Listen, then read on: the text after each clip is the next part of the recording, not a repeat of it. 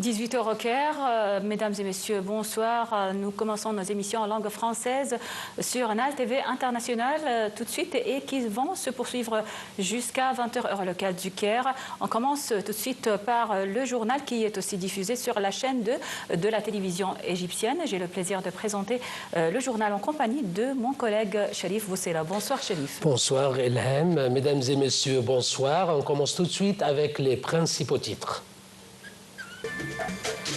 Le président Abdel Fattah el-Sisi et le roi du Danemark Frédéric X participent aujourd'hui au Forum des affaires égypto-danois.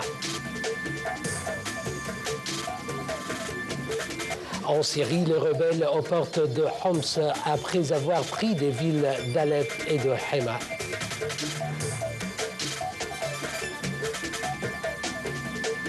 Au moins 30 personnes ont été tuées et des dizaines d'autres ont été blessées dans le nord de la bande de Gaza.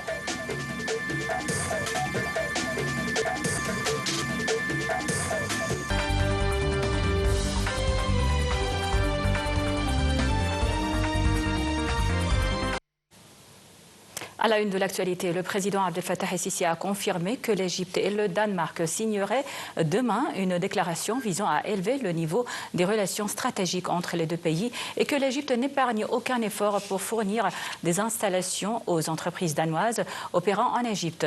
Le président el-Sisi a également confirmé que le gouvernement avait adopté un plan audacieux pour attirer les investissements étrangers en Égypte. Cette déclaration a eu lieu lors de la participation du président el-Sisi au Forum des affaires égypto-danois en présence du roi Frédéric X à la capitale Copenhague.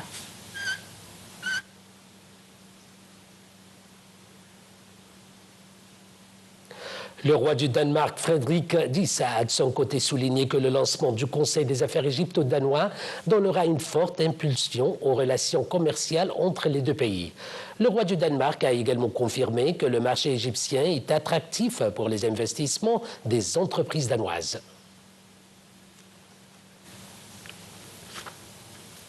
Le président Abdel Fattah el-Sisi poursuit sa visite à la capitale danoise Copenhague. Il a exprimé sa fierté de cette visite, étant la première visite d'un président égyptien au Danemark, soulignant son aspiration à ce qu'elle aboutisse au renforcement des relations entre les deux pays dans tous les domaines. Ceci a eu lieu lors de la rencontre du président el-Sisi avec le roi Frédéric X au début de sa visite effectuée dans le cadre d'une tournée européenne qui comprend également la Norvège et l'Irlande. Notant que le président el-Sisi est arrivé ce matin au palais danois royal où une cérémonie de réception officielle de haut niveau a eu lieu pour le président el-Sisi et le roi du Danemark Frédéric X. Et l'hymne national des deux pays, les hymnes nationaux des deux pays ont été joués. Pour sa part, le président el-Sisi a exprimé ses remerciements à Sa Majesté, le roi du Danemark, pour l'accueil chaleureux. Le président Abdel Fattah el-Sisi a débuté ses activités à Copenhague par une visite de l'ancien château où il a déposé une gerbe de fleurs au mémorial de la capitale. Le président el-Sisi et le roi du Danemark ont ensuite monté en calèche accompagnés de chevaliers royaux jusqu'au palais royal d'Amalienborg.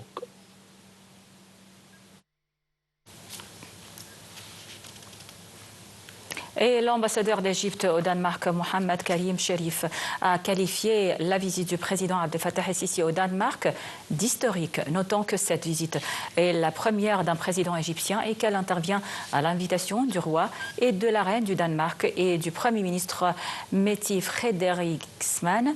Monsieur l'ambassadeur a ajouté que la visite du président el-Sisi avait été organisée d'une manière adaptée au niveau et au statut de l'État égyptien au niveau régional et international, indiquant que le président el-Sisi aurait des entretiens avec le roi, la reine et le Premier ministre du Danemark. En plus, il participerait au lancement du Forum d'affaires égypto-danois pour renforcer la coopération économique et d'investissement.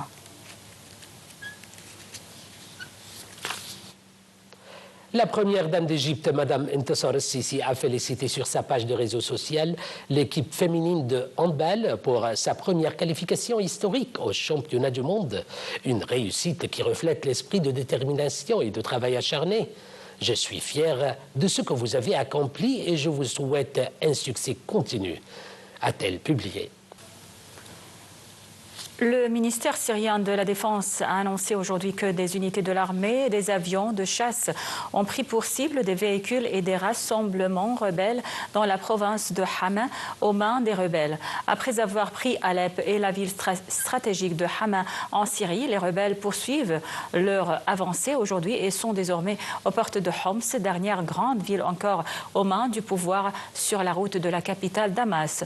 Au cours des dernières heures, les rebelles sont entrés dans les villes de Rastan et Talbise, situées dans la province de Homs, en l'absence totale des forces du régime. Selon l'OSDH, les rebelles se trouvaient désormais à 5 km de Homs, troisième ville de Syrie. Si les rebelles s'emparent de Homs seule, la capitale Damas et la côte méditerranéenne seront encore aux mains du gouvernement du président Bachar al-Assad. Le contrôle de Homs permettrait aux rebelles de couper la route principale menant à la côte syrienne. Une source diplomatique au sein du ministère turc des Affaires étrangères a annoncé aujourd'hui que les ministres des Affaires étrangères turcs, iraniens et russes doivent s'entretenir demain à Qatar lors d'une réunion en marge du forum de Doha. Le ministre Hakan Fidan rencontrera les ministres russes Sergei Lavrov et iranien Abbas Araghchi pour une réunion au format Astana samedi à Doha. Il a indiqué une source au ministère. Le format Astana, initié en 2017 au Kazakhstan, devait permettre de trouver une solution politique à la crise en Syrie, où les rebelles avancent aujourd'hui en direction de la troisième ville du pays, Homs, après avoir conquis Alep et Hama en moins de 10 jours. La Turquie partage plus de 900 km de frontières avec la Syrie et accueille à ce jour près de 3 millions de réfugiés sur son sol, devenu un enjeu de politique intérieure.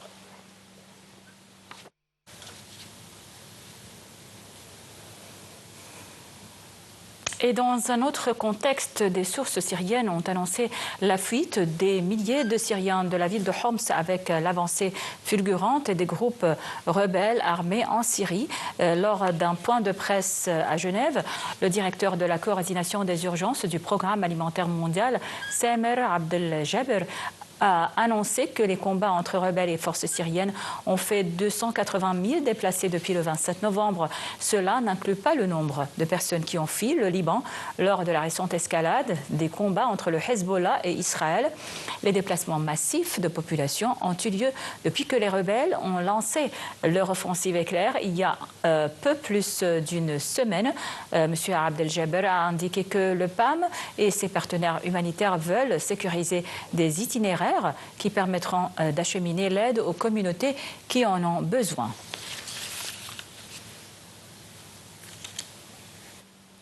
Passons au territoire palestinien occupé, où la défense civile de Gaza a annoncé qu'au moins 29 personnes avaient été tuées après les bombardements de l'armée israélienne près de l'hôpital Kamel Adwan à Beit Lahiya, dans le nord de la bande de Gaza.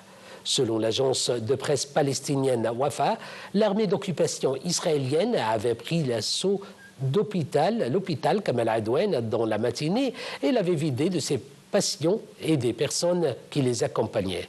L'armée a également interpellé un certain nombre de Palestiniens et les a amenés vers un lieu inconnu.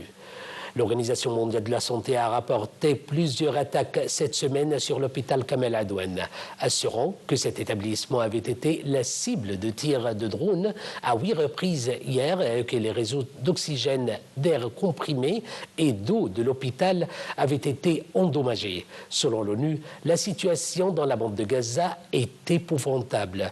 Outre les combats et bombardements, de graves pénuries de médicaments, nourriture, d'abris et de carburant.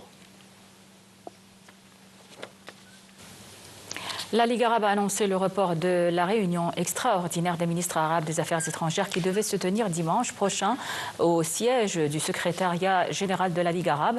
La réunion extraordinaire tenue à la demande de la Syrie et de la Palestine devait examiner la poursuite de l'agression israélienne et les massacres contre le peuple palestinien dans la bande de Gaza, les menaces israéliennes contre l'Irak, en plus de l'escalade de la situation actuelle en Syrie. L'armée russe a revendiqué la prise de 2 villages situés dans 2 zones clés du front aux abords des villes de Pokrovsk et Kourakove dans l'est de l'Ukraine, où les troupes ukrainiennes peinent à enrayer les avancées russes. Le ministère russe de la Défense a affirmé avoir conquis la localité de Pustinka, à une dizaine de kilomètres au sud de Pokrovsk, ville importante pour la logistique de l'armée ukrainienne et en raison de sa mine de coke. Il a également revendiqué la conquête du village de Suryali au sud-ouest de Kourakove, ville située à proximité d'un important gisement de lithium, un minerai rare. La Russie compte être prise au sérieux après le tir du nouveau missile lourd Oreshnik sur l'Ukraine fin novembre et prévient qu'elle est prête à utiliser tous les moyens possibles pour se défendre, selon des propos diffusés du ministre russe des Affaires étrangères Sergueï Lavrov. Selon les autorités russes, ce tir de missile répondait aux bombardements menés par Kiev en Russie à l'aide de missiles américains et britanniques, tout en insistant sur le fait que la Russie souhaite éviter tout malentendu avec Washington et ses partenaires. Sergueï Lavrov a prévenu que la Russie enverra des messages supplémentaires s'il ne tire pas les conclusions qui s'imposent. M. Lavrov a accusé l'administration Biden d'intensifier le conflit en Ukraine pour laisser à l'administration Trump un héritage aussi mauvais que possible.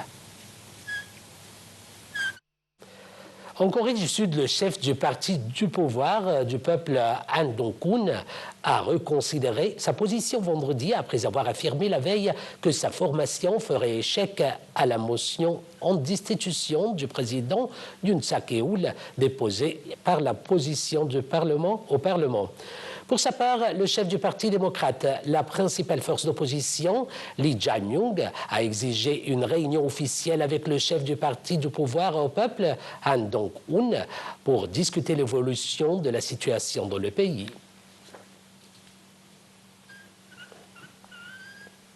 En pleine crise politique et dans un contexte budgétaire inquiétant en France, le Parti socialiste s'est dit prêt à discuter avec le camp présidentiel et la droite en vue de former un nouveau gouvernement, tout en réclamant que le Premier ministre soit de gauche.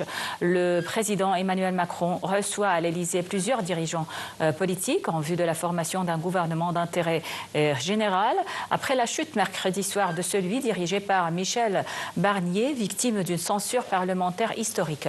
Le chef de l'État, qui s'est dit à la recherche d'un arc de gouvernement, a tenté hier soir de reprendre la main lors d'une allocution télévisée suivie par 17,5 millions de Français, promettant la nomination d'un nouveau Premier ministre dans les prochains jours. Le président va recevoir des dirigeants allant du Parti socialiste à la droite, en passant par ceux de son propre camp.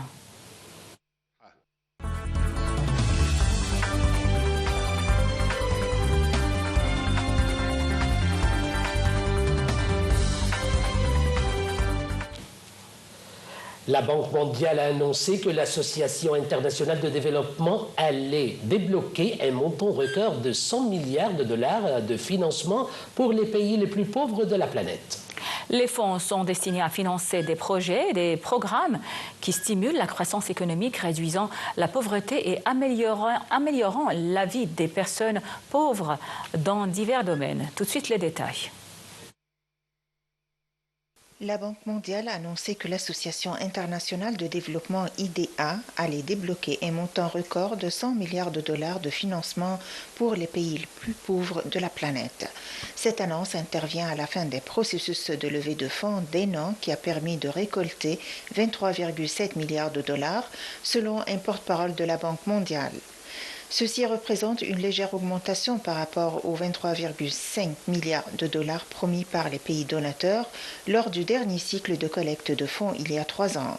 La Banque mondiale peut utiliser cet argent pour emprunter sur les marchés financiers, ce qui lui permet de multiplier par 4 environ le montant levé, débloquant ainsi quelques 100 milliards de dollars de nouveaux prêts et dons contre 93 milliards en 2021. L'Association internationale de développement de la Banque mondiale aide les 78 pays les plus pauvres de la planète, notamment des pays d'Afrique, en leur accordant des subventions et des prêts à faible taux d'intérêt ou même sans intérêt. Elle a toujours été principalement financée par les contributions des États membres. Les donateurs se réunissent tous les 3 ans pour reconstituer ces ressources. Cette dernière levée de fonds a été qualifiée dans un communiqué de succès historique par la Banque mondiale, qui y voit un vote de confiance et de soutien de la part des donateurs et des clients.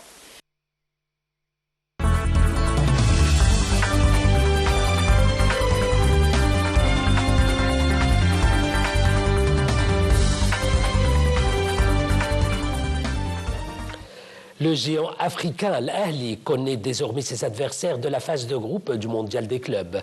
Le tirage au sort a eu lieu jeudi à Miami, aux États-Unis. Al-Ahli fera face au club hôte, l'Inter Miami de Lionel Messi, en match d'ouverture de tournoi, puis aux Portugais de FC Porto et aux Brésiliens de Palmeiras. La première édition de cette compétition, élargie à 32 équipes, se déroulera du 15 juin au 13 juillet prochain aux États-Unis. Les 2 premiers de chaque groupe seront qualifiés pour les 8e de finale. Bon, voilà, c'était donc tout pour le journal. Merci pour votre attention.